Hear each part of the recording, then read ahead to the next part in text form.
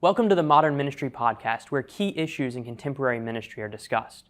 The Modern Ministry Podcast is a weekly podcast put on by the John W. Rawlings School of Divinity at Liberty University.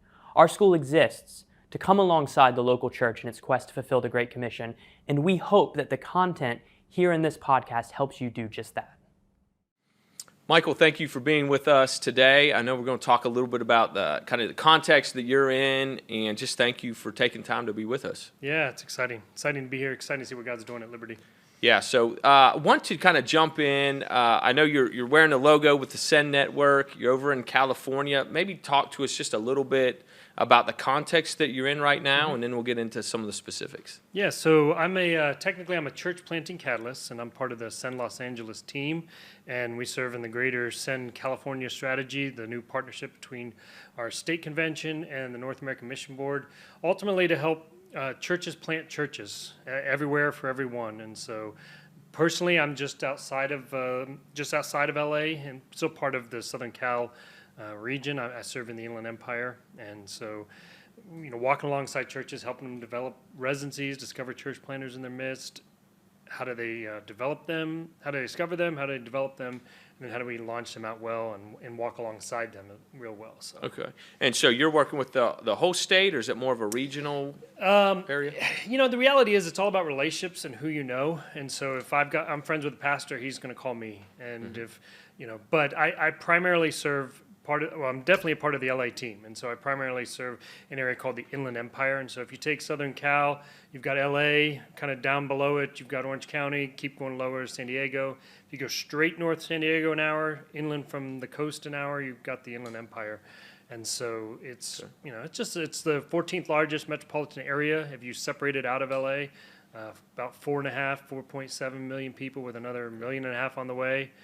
So we're enjoying our empty freeways, and so I serve in that Inland Empire region, and my goal is mobilizing churches to plant churches inside the LA basin, LA urban core, or in and around wherever God's calling them to plant. And what would you say? I mean, what's kind of the pulse of that planting in that region right now? Yeah, I think there's a lot of interesting things that are developing. The momentum we get comes out of two things. Church is saying, we care about this region, or we care about this city. We see what God's doing in, say, Beaumont. And so Beaumont's a fast-growing city, kind of on the outskirts with remote work or cost of housing. You have some people leaving the urban core, buying cheaper houses, and then commuting back in. And so a church says, I care about Beaumont, or I care about this. And so they're intentionally raising up a leader to care about that. Or we've got a guy that says, this is my hometown, or this is the city God's called me to. So we're seeing momentum. Momentum's birthed in one of those two ways. Somebody's got to care.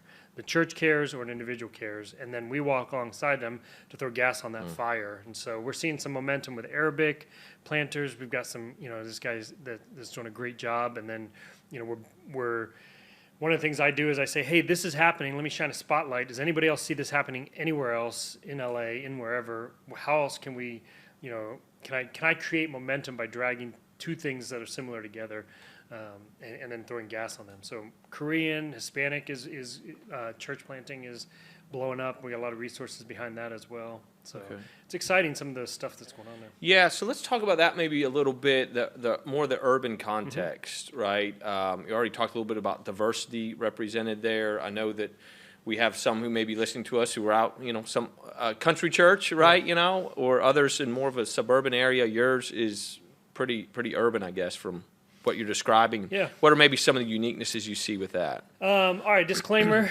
I'm never a fan of pitting urban against rural. It's, I'm not criticizing the question, but,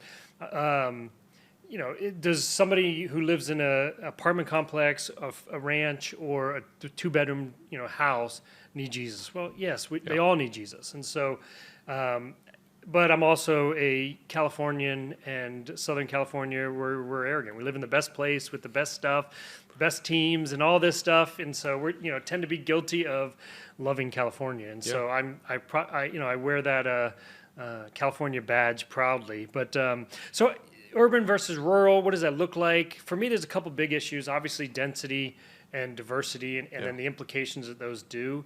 There's also, I think, an issue of pace of life. Again, disclaimer, outsider looking out, I see the pace of life, because I served in my first church that I ever was on staff at was a town of 75,000. And so for me, I came in and I'm like, hit the brakes on the pace of life. And so it's not out of the ordinary to say, hey, to my wife, where would you like to go to dinner? You want to go eat here? It's only 45 minutes away. Or you want to go eat here? It's only 20 minutes away.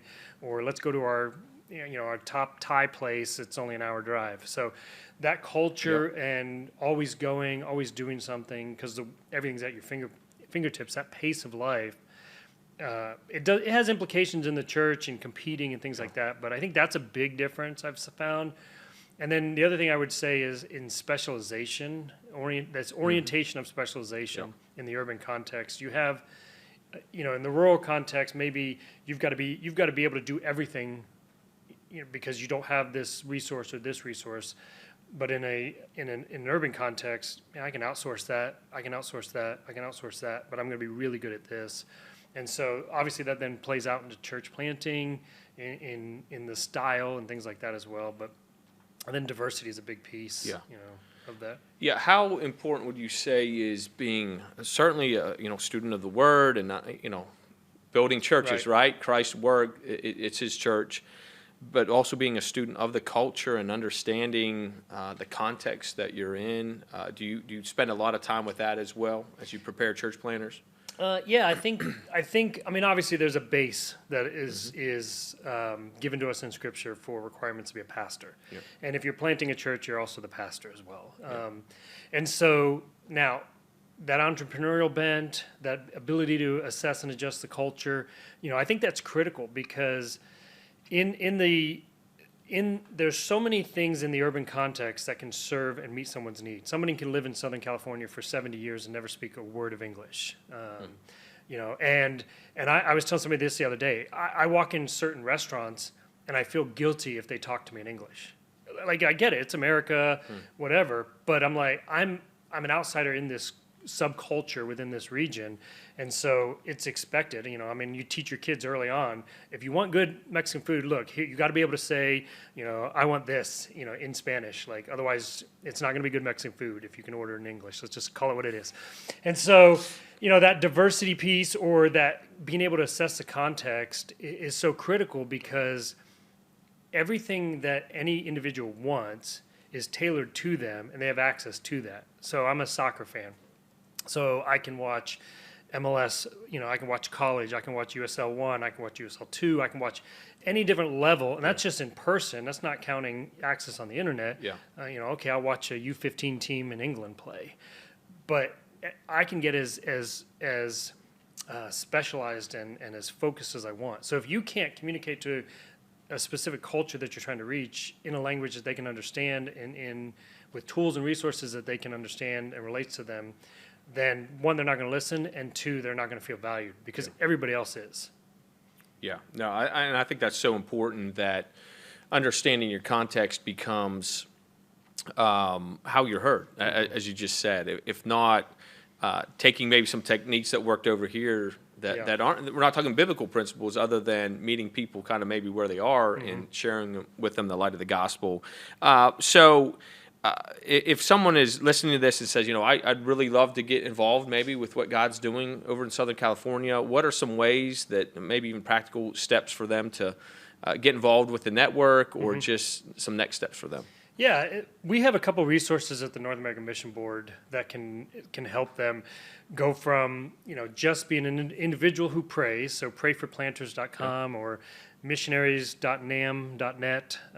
There's ways that you can identify a church planter and pray for them, and we get that. It's really exciting. I call my church planters and guys that I'm walking alongside, and I'll say, hey, you just, did you see that email? You got somebody in, Frog Hollow, Alabama, that just said, I want to pray for you. And, and that's so exciting, just seeing that connection of, we agree doctrinally, and we're just in different places, different worlds, but yet you're praying for us. So pray for planters, missionaries.nam.net, great ways to introduce somebody individually to church planting, and then involve the church in that.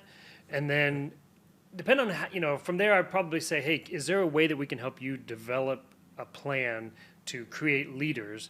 And then our prayer is some of those leaders will end up planting a church, And some of those church planters will end up being in the West, and some of those in the West will end up being in LA. Yeah. And so if we can get enough churches mobilized in developing leaders, in developing church planters, then they're going to end up where the need is greatest. And, the reality is that, a lot of that's in cities, with significant numbers. I mean, you have almost 70-80% of the population, some predict by 2050 will be within an urban context. And so just being able to move people into that direction. So obviously we've got other things like Send Los Angeles on the NAM site and our Instagram where we're posting information.